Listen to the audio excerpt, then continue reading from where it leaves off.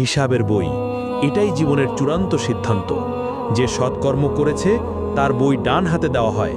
সে আনন্দে বলে ওঠে, নাও পড়ো আমার হিসাব। আমি নিশ্চিত ছিলাম আমাকে হিসেব দিতে হবে। আর যে মন্দ কর্ম করেছে তার বই দেওয়া হয় বাম হাতে, পেছন দিক থেকে। সে উন্মাদ হয়ে চিৎকার করে ওঠে, হায় আফসোস, যদি আমাকে বইটা না দেওয়া হতো, যদি আমি আমার হিসেব না জানতাম।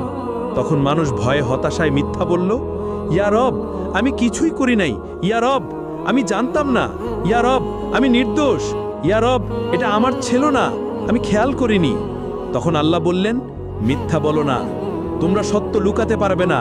সবকিছু লেখা আছে, সবকিছু সংরক্ষিত আছে। তখন হঠাৎ মানুষের মুখ সিল করে দেওয়া হলো, কিন্তু মানুষের হাত কথা বলতে শুরু করলো। মুখ নেই, কিন্তু শব্দ আসে।